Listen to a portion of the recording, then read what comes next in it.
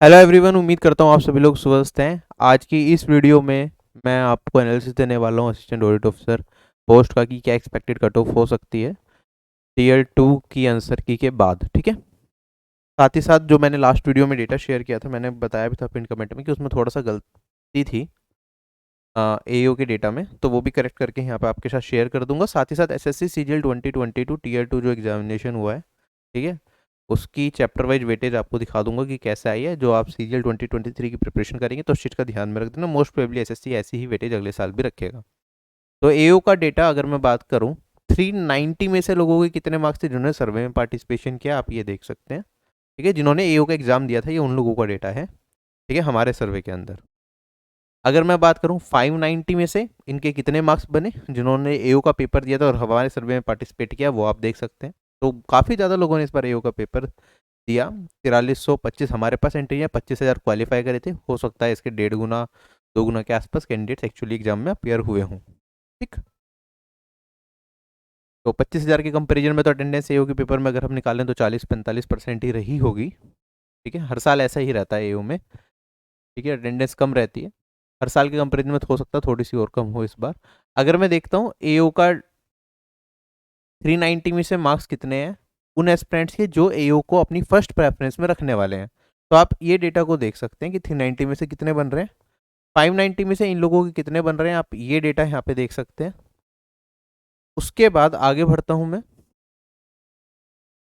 जो वैकेंसीज हैं assistant audit officer, assistant account officer की कैटेगरी वाइज, आप वो देख सकते हैं। ठीक है। और ओवरऑल जो एओ की एक्सपेक्टेड कट ऑफ होगी मेरे हिसाब से, फाइनली सारी चीज़ें देखते हुए, प्रीवियस ईयर की कट ऑफ को देखते हुए, लोगों की प्रेफरेंसेस को समझते हुए, तो मुझे लगता है कि जो इस बार कट ऑफ जाएगी वो कुछ इस तरीके से रह सकती है। एओ का पेपर इस बार ईजी भी आया था पिछले साल के कंपेरिजन में। अगर मैं पिछले साल का एवरेज देखूँ तो वहाँ पे लोग एवरेज में 88 स्कोर कर रहे थे एओ के पेपर में, और इस बार वही लोग, मतलब एवरेज अगर मैं निकालता हूँ तो यहाँ पे 105 106 के आसपास लोगों का एवरेज स्कोर एओ के पेपर में चल रहा था। राइट। तो जो यूआर कैटेगरी की कट ऑफ मेरे हिसाब से हो सकती है वो 440 के आसपास जाएगी। एससी कैटेगरी की 386 के आसपास, 85 के आसपास।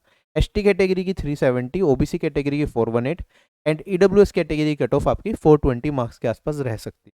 ठीक है। इसमें +-7 का एरर इसलिए लिखा है क्योंकि ये प्रेफरेंसेस के हिसाब से चेंज हो जाता है। ठीक है। अभी जिन लोगों को लग रहा है कि एओ फर्स्ट प्रेफरेंस पे देना चाहिए, हो सकता है रिजल्ट आते आते उन्हें ऐसा लगने लगे कि एओ की पोस्ट इतनी अच्छी नहीं है। ठीक है, इसमें वर्क लाइफ बैलेंस अच्छे से मेंटेन नहीं होता है, हमें दूसरी पोस्ट लेनी चाहिए। ठीक है, कई लोगों को ये होता है कि होम स्टेट में ऑडिटर चाहिए, ऑडिटर ले लेते हैं, 3 साल के बाद एसएस एग्जाम देके 4800 ग्रेड पे पहुंच जाएंगे। एओ में हो सकता है कि इतनी अच्छी रैंक ना बने, हमें साउथ भेज दिया जाए, या कुछ भी मल्टीपल फैक्टर्स हो सकते हैं। ठीक है, जिसकी वजह से इसकी कट ऑफ चेंज हो जाती है।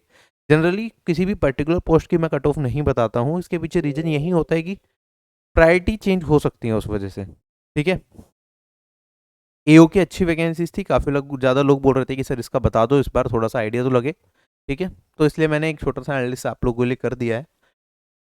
देर जो पॉसिबिलिटी की चीज़ें बदल जाएं, और जो भी एनालिसिस किया नॉर्मलाइज्ड मार्क्स के बेसिस पे किया, जो मैंने एक्सपेक्टेड नॉर्मलाइजेशन बताया था कि हाँ इस शिफ्ट में इतने इतने नंबर बढ़ेंगे। ठीक है, अगर उतने बढ़ते हैं तो वैसी की वैसी चीज़ें रहेंगी। ठीक है, अगर उसमें ज़्यादा चेंजेस हुआ तो फिर उस हिसाब से बदलाव भी आ सकते हैं। बाकी एसएससी सीजीएल 2022 टीयर 2 की चैप्टर वाइज वेटेज आप यहाँ पे देख सकते हैं। इंग्लिश सेक्शन की बात करूँ तो वोकेबलरी सेक्शंस को अगर हम देखें तो वोकेबलरी सेक्शन के टोटल 45 में से डायरेक्ट 9 क्वेश्चन हर एक शिफ्ट में आपको देखने को मिले, जिसमें 2 one word substitution, 2 spelling, 1 synonym, 2 antonym और 2 आपके इडियम्स के क्वेश्चन थे। उसके बाद एरर करेक्शन के 2 क्वेश्चन थे, एरर डिटेक्शन का 1 क्वेश्चन था, फिल इन द ब्लैंक्स के 5 क्वेश्चन थे हर एक शिफ्ट में, क्लोज टेस्ट के 4 क्वेश्चन थे, एक्टिव एंड पैसिव वॉइस के 3 क्वेश्चन, नरेशन के 3 क्वेश्चन, 6 क्वेश्चन जम्बल्ड सेंटेंसेस के, और रीडिंग कॉम्प्रिहेंशन के आपके 12 क्वेश्चन थे। ठीक। तो इस हिसाब से अपनी प्रिपरेशन को आगे रखेंगे आप मेंस के लिए। अगर मैं बात करता हूँ रीजनिंग सेक्शन की, तो टॉपिक वाइज वेटेज आप यहाँ पे देख सकते हैं किस किस टॉपिक से कितने कितने क्वेश्चन पूछे गए। आप यहाँ पे देखेंगे मैथ्स की वेटेज। ठीक है, तो परसेंटेज के लगभग 6 क्वेश्चन थे हर 3 शिफ्ट में, हर 2 शिफ्ट में लगभग 3 क्वेश्चन मैथ्स के पूछे गए। रेशियो एंड प्रोपोर्शन के हर एक शिफ्ट में लगभग 1 क्वेश्चन था। पार्टनरशिप का हर एक शिफ्ट में लगभग 1 क्वेश्चन था। पार्टनरशिप को कई बार हम रेशियो का ही पार्ट मान के पढ़ते भी हैं, और मिक्सचर एंड एलिमिनेशन भी कई बार रेशियो का पार्ट मान के पढ़ाया जाता है, तो इसका भी हर एक शिफ्ट में 1 क्वेश्चन था। एवरेज का हर एक शिफ्ट में एक क्वेश्चन, प्रॉफिट एंड लॉस का हर एक शिफ्ट में 2 क्वेश्चन, टाइम एंड वर्क का हर एक शिफ्ट में एक question, time speed and distance का एक question, simple interest compound interest का टोटल 2 क्वेश्चन दोनों से मिला के, सिंप्लीफिकेशन का 1 से 2 क्वेश्चन हर एक शिफ्ट में, ठीक है।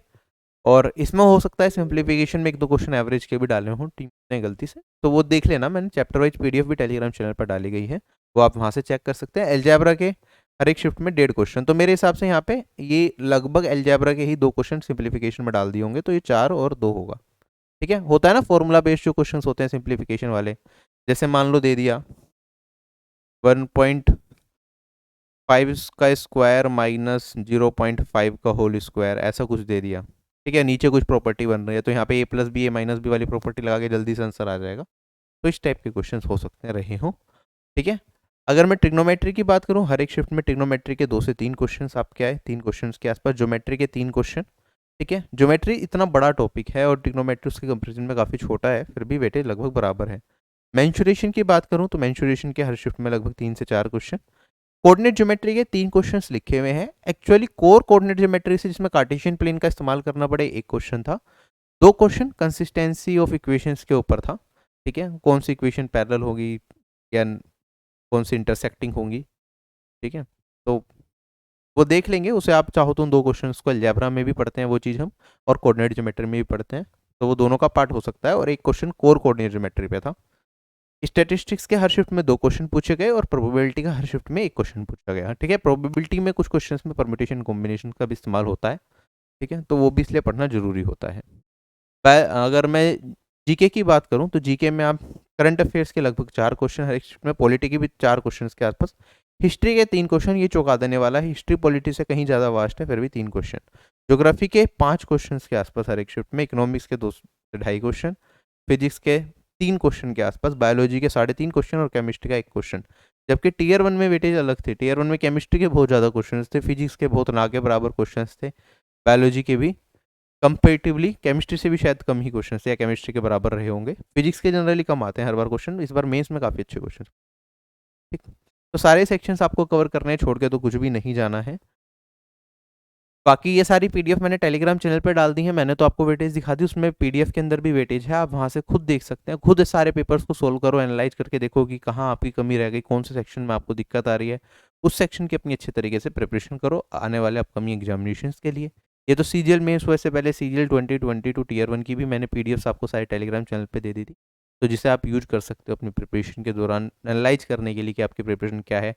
टॉपिक वाइज पीडीएफ का फ़ायदा ये होता है कि आपको एग्जैक्टली पता चलता है कि किस टॉपिक में आपकी वीकनेस है, ठीक है। मिक्स क्वेश्चंस कर रहे हैं तो हमें कई बार ये नहीं पता चल पाता कि ये वाले टॉपिक के क्वेश्चन ज़्यादा फंस रहे हैं, ठीक है। चैप्टर वाइज करेंगे तो हमें खुद ही दिख रहा होगा कि किस टॉपिक के क्वेश्चन हम फटाफट से कर पा रहे हैं, कुछ से टॉपिक हैं जिसमें ज़्यादा टाइम ले रहा है और उस पर आपको मेहनत करने की जरूरत होती है, ठीक। बाकी पूरी तैयारी करने के लिए एसएससी एग्जाम्स 2023 के लिए सिलेक्शन पोस्ट हो चाहे सीजीएल 2023 हो, आप आरबीआई एप्लीकेशन डाउनलोड करके कंप्लीट तैयारी कर सकते हैं। अभी ऑफर भी चल रहा है 10% डिस्काउंट का, डेट इज एसएससी 2023, अगर कोड यूज करेंगे तो 10% आपको डिस्काउंट मिल जाए। तो bye bye everyone, take care, have a nice day and जय हिंद।